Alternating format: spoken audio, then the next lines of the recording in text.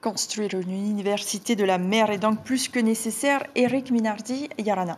Yarana Yada, Yarana à toute la Polynésie et à tous ceux qui nous regardent. Et merci pour cette invitation. Merci d'avoir répondu favorablement à notre invitation. Alors ce projet, vous en aviez fait la promesse de le porter au Parlement européen. Concrètement, où est-ce que ça en est aujourd'hui?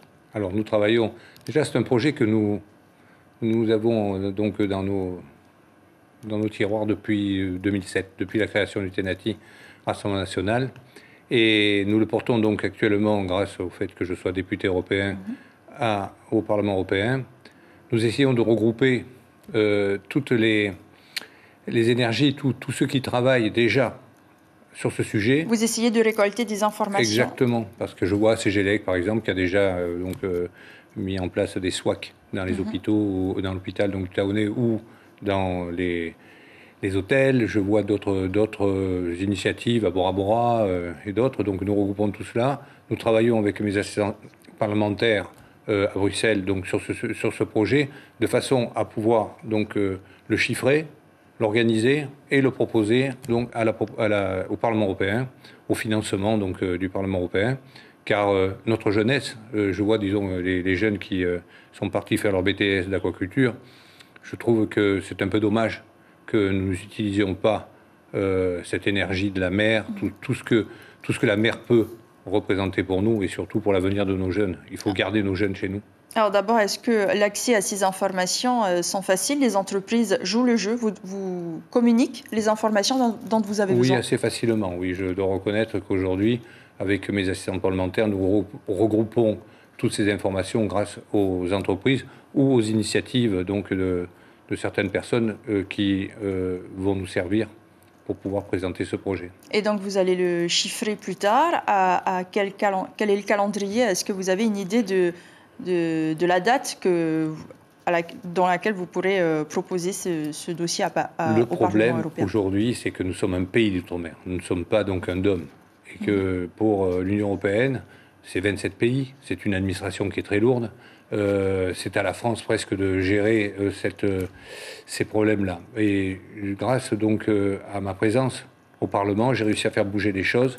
Je pense qu'on va pouvoir donc en effet financer ce projet-là. J'en ai discuté d'ailleurs avec le président Moïse Brotherson, qui m'a très bien accueilli dernièrement. Et donc il est lui aussi favorable à ce projet-là. Donc les relations entre vous et le président du pays sont bonnes? Je crois qu'on partage, disons, la passion du rugby. Et je pense que nous avons besoin de toutes les forces vives de ce pays. Moi, ma seule boussole, c'est la Polynésie française. C'est aujourd'hui arriver à ce que nos jeunes puissent rester dans le pays, pouvoir travailler, pouvoir donc développer des recherches qui permettront aussi économiquement d'apporter une sorte d'indépendance économique au pays. Parce que l'indépendance, tout pays, tout peuple a droit à son indépendance. Mais il faut qu'elle soit d'abord économique. Puisque vous parlez d'économie, la politique sociale et économique du pays, il n'y en a pas vraiment encore, si ce n'est que l'allègement de la fiscalité pour les TPE et la suppression de la taxe sociale. Selon les commerçants, cela ne fera pas baisser les prix. Est-ce que ce n'était pas trop précipité selon vous, pour vous qui êtes dans le secteur économique? Je pense déjà qu'avec les augmentations des matériaux, des produits alimentaires et l'inflation, on doit récupérer suffisamment de taxes à l'heure actuelle pour compenser ces 9 milliards de cette taxe ou TVA dite sociale qui, pour moi, n'était pas une TVA. Et nous étions contre ce projet. Donc vous dites que les taxes qui sont actuellement en place suffisent pour combler les 9 milliards pour l'année prochaine? Je pense qu'elles devraient suffire, oui. Le gouvernement va se rendre à l'ONU aussi en octobre. Il attend le représentant de l'État à la table des discussions.